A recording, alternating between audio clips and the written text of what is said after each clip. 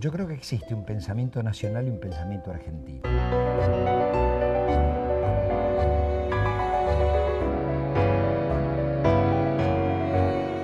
Me parece que el pensamiento nacional lo podríamos definir como aquel que toma las raíces de nuestra tierra, nuestras tradiciones de la provincia antes que la nación, de los caudillos y de los movimientos populares.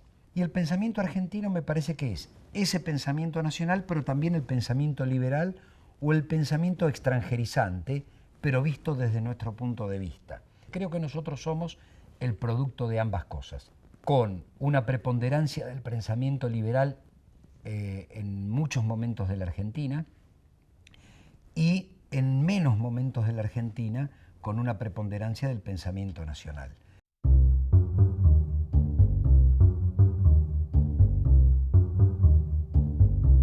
Me parece que el peronismo está más ligado a ese pensamiento nacional, que el radicalismo es una mezcla de ese pensamiento argentino y del pensamiento nacional, porque la tradición irigoyenista es una tradición rosista y también hay una tradición liberal del siglo XX que se contrapone con ese pensamiento. Así que yo creo que sí, que coexisten los dos, el pensamiento argentino, pensado en algo mucho más amplio y mucho más contradictorio, y el pensamiento nacional que recoge esos valores.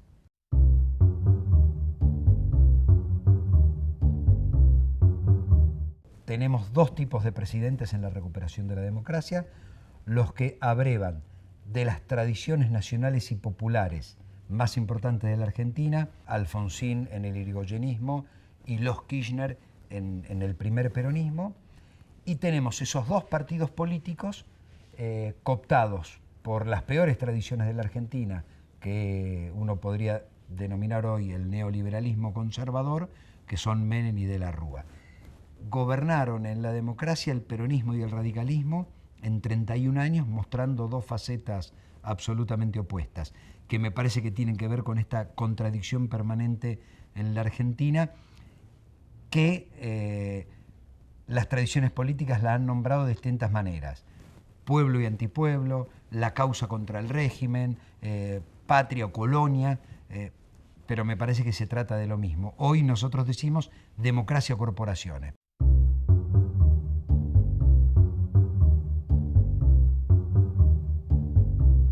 Una lucha infernal entre los grupos económicos y las corporaciones que quieren una democracia boba, vacía de contenido, manejada por las corporaciones, y los movimientos populares que queremos una democracia representativa y que represente los intereses del pueblo. Es decir, ¿quién gobierna? ¿La política o las corporaciones?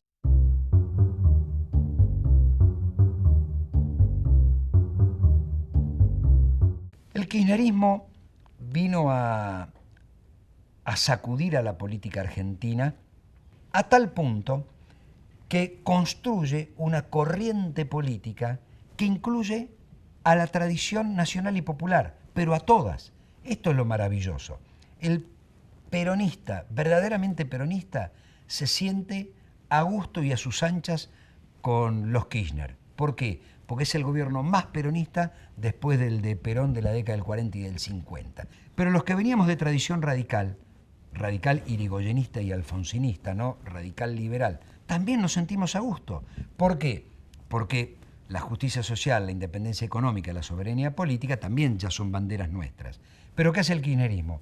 Retoma tradiciones que eran del radicalismo: institucionalidad, derechos humanos, autonomía universitaria y cogobierno, no intervención en materia internacional, pero también toma tradiciones del socialismo, tradiciones del cooperativismo, tradiciones de los movimientos sociales y tradiciones de la sociedad civil.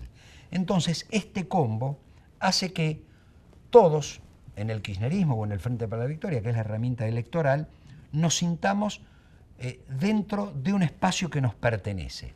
Porque me parece que el kirchnerismo resume hoy el pensamiento nacional y popular.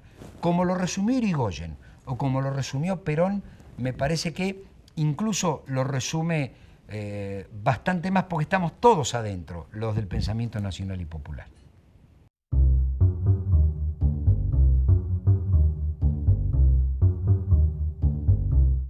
Chávez en el 99, Lula en el 2000, Kirchner en el 2003, van a significar estos tres presidentes un cambio histórico en América Latina y la posibilidad de empezar a transitar lo que creo que claramente es el proceso de la segunda independencia, que no está terminado, que lo estamos transitando y que yo no sé si tiene un punto de culminación, digo, si hay una independencia definitiva o es una pelea constante para conseguir mayores niveles de autonomía. Sin Chávez, sin Lula y sin Kirchner no hubiera existido un Evo Morales ganando en Bolivia, Rafael Correa ganando en Ecuador, mantenerse la revolución sandinista o el Frente Amplio en Uruguay o Bachelet. Todos son procesos diferentes, todos son procesos particulares, pero todos son procesos que tienen un punto en común.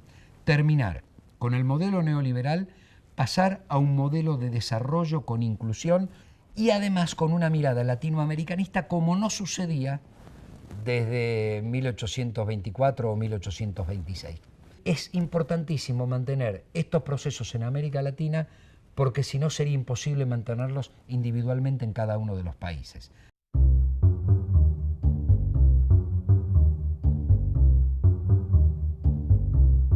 La profundización del modelo tiene que ver con la sustitución de importaciones, con agregado de valor. El agregado de valor tiene que ver con la ciencia y la tecnología. Hay que hacer una reforma profunda del sistema financiero y esto conlleva además una profunda reforma del sistema impositivo de la Argentina para hacerlo más equitativo aún. Hay que volver a hablar de la renta minera, que no se ha hablado, que paga poco.